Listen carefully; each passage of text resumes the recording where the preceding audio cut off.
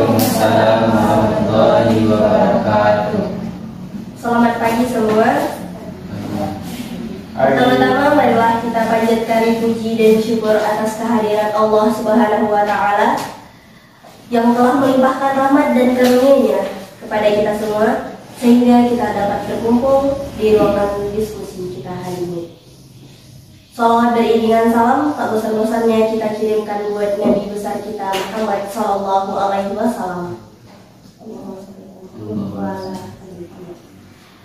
yang insya Allah dengan salawat yang telah kita lantunkan tadi kita akan mendapatkan syafaatnya di yaumil akhir nanti.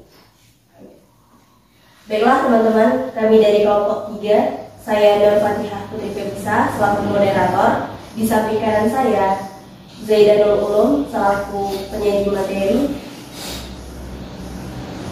dan di samping kiri saya Aulia Putri sebagai penulis, dan tim pro dan tim kontra yang beranggotakan Naraya Maharani, Fatimah, Latifah Salmiani, dan Pak Oktaviani. Adapun topik yang kita bahas pada diskusi kali ini yaitu dampak sosial informatika dalam bidang kesehatan. Perkembangan teknologi informasi di dunia begitu cepat, termasuk di Indonesia, menyebabkan banyaknya negara-negara memanfaatkan kesempatan ini untuk meningkatkan efektivitas dan efisiensi di berbagai bidang seperti pertahanan, keamanan, pemerintahan, ekonomi, sosial politik, budaya, dan kesehatan. Apa sih dampak sosial dari informatika dalam bidang kesehatan? Nah, untuk mengetahuinya, marilah kita memperhatikan dengan baik dan seksama yang akan dijelaskan oleh penyaji materi kita pada hari ini. Kepada Zaidan, kita persilahkan. Sebelumnya saya berterima kasih kepada Nur Fatihah yang telah memberikan waktu dan tempatnya kepada saya untuk menyajikan materi. Baiklah, tanpa berlama-lama, saya akan menjelaskan tentang dampak sosial dari informatika dalam bidang kesehatan. Teknologi informatika terus berkembang, khususnya di bidang kesehatan. Dalam satu dekade terakhir ini, dunia kesehatan mengalami perubahan yang cukup besar. Perkembangan teknologi di bidang kesehatan ini akan mempermudah pasien dalam mendapatkan layanan kesehatan.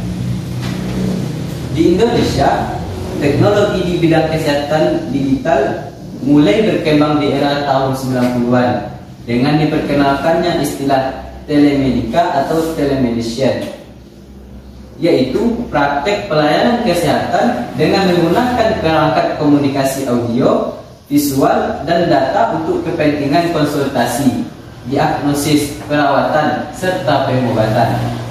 Contohnya adalah aplikasi Halodoc. Apa itu informatika kesehatan?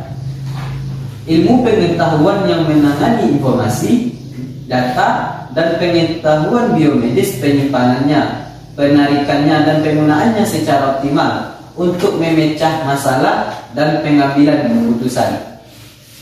Informatika kesehatan bermula sebagai ilmu dasar yang menguji metode teknik dan teori informatika dalam bidang kesehatan.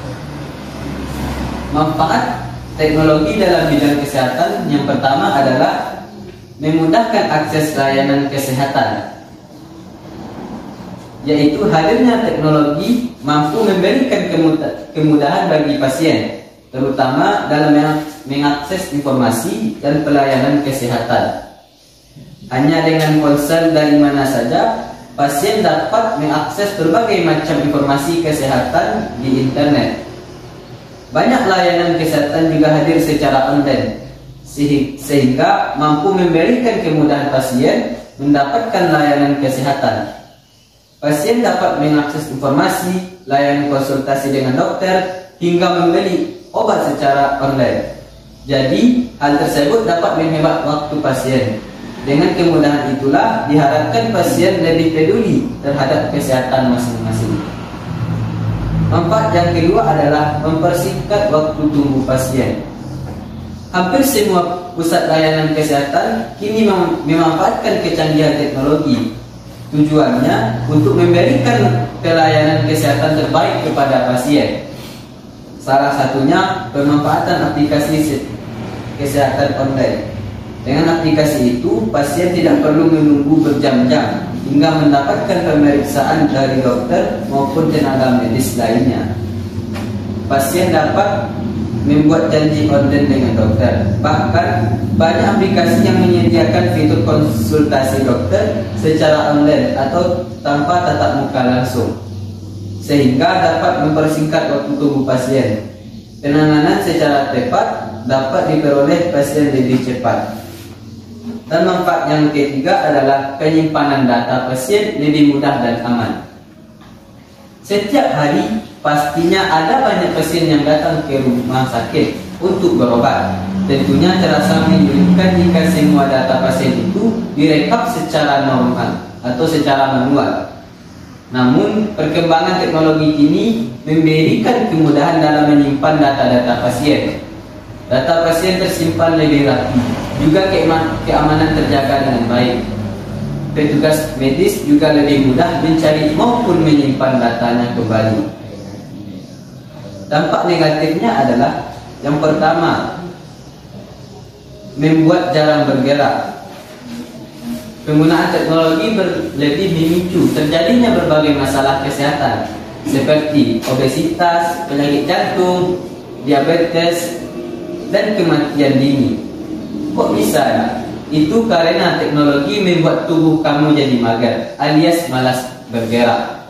Oleh sebab itu, lebih baik memanfaatkan teknologi yang mendorong produktivitas olahraga. Cara ini mampu menurunkan perilaku sedentar yang bisa memicu penyakit. Dampak negatif yang kedua adalah perubahan struktur otak. Otak anak masih berkembang dan lebih sensitif terhadap efek teknologi. Masalah kesehatan seperti ADHD juga dapat terjadi pada remaja ketika menggunakan media digital secara berlebihan. Alihkan screen time ke aktivitas fisik dan hobi lain yang tidak membutuhkan melihat layar, gadget, atau elektronik lainnya. Mungkin hanya itu yang dapat saya sampaikan. Terlebih terkurang waktu dan tempat saya kembalikan kepada moderator. Baik, terima kasih kepada Zaidan yang telah memaparkan materinya. Selesai sudah pemaparan materi yang telah dijelaskan oleh sinergi materi kita pada hari ini. Baiklah, di antara tim pro dan tim kontra, ada yang akan menyampaikan pendapat atau saran?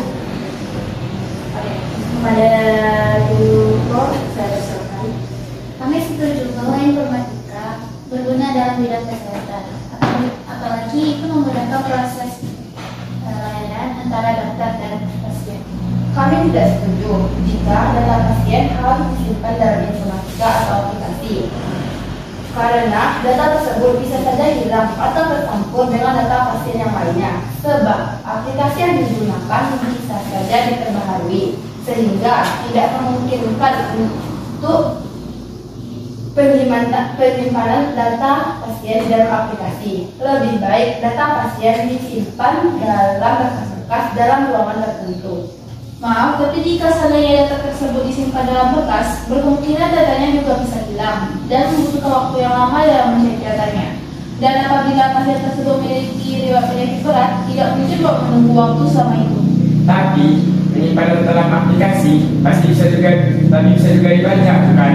Aplikasi yang dibaca pasti ada data yang dihapus tanpa sepengetahuan kita.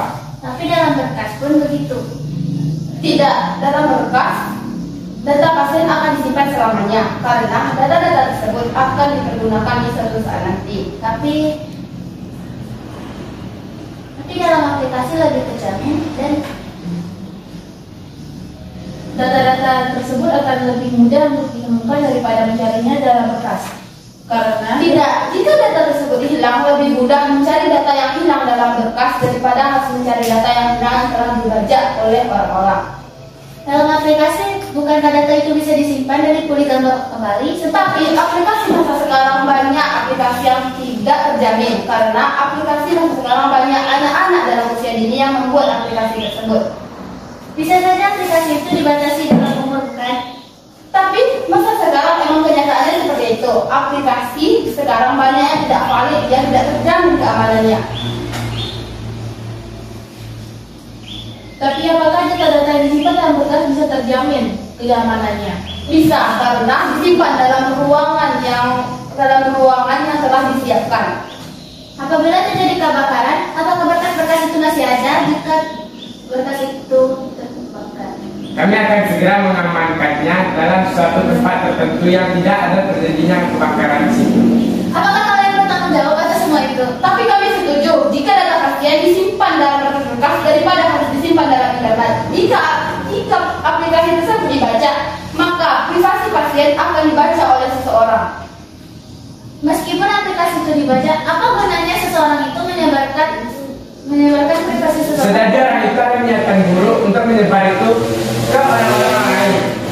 Itulah tujuan orang tersebut membaca, yaitu untuk niatan buruk ataupun niatan sebagainya, bukan untuk kebaikan yang diinginkannya. Bisa saja Kepada tim pro dan tim kontra, harap tenang.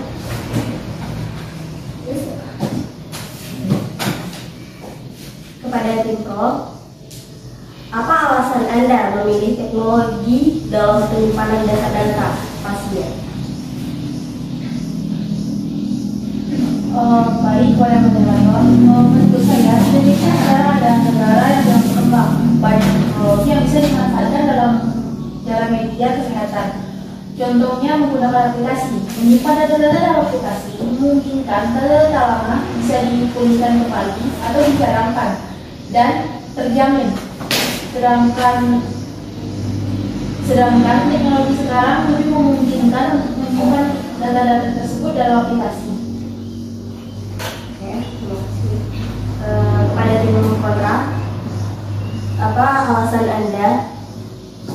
Menurut kami, menyimpan data di dalam berkas lebih aman karena di masa sekarang banyak aplikasi-aplikasi yang tidak terjamin sehingga memungkinkan data-data tersebut akan dibaca oleh orang-orang. Oke, maka bisa disimpulkan menyimpan data dengan informatika memiliki dampak negatif dan positifnya. Sehingga menurut pendapat Pro, menyimpan data melalui teknologi lebih memudahkan dokter dan pasien dalam proses pelayanan kesehatan. Namun, pendapat pro kontra, data di dalam berkas itu dapat disimpan lebih aman daripada di teknologi. Jadi, hasil akhir diskusi akan dibacakan oleh penulis.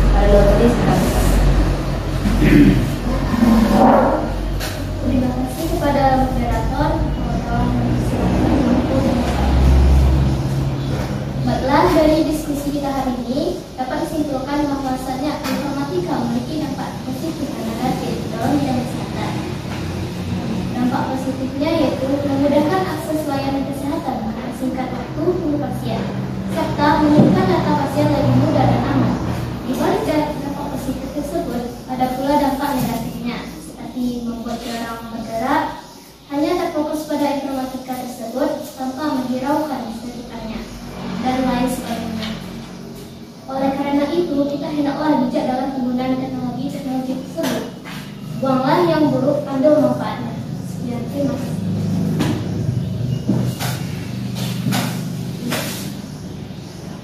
Baiklah, kita akhiri diskusi kita pada hari ini. Saya selaku moderator undur diri. Salah dan jagal saya mohon maaf. Wabillahi taufiq wal hidayah. Assalamualaikum warahmatullahi wabarakatuh. Waalaikumsalam warahmatullahi wabarakatuh. It's jedak jeduk dulu gak sih? Sore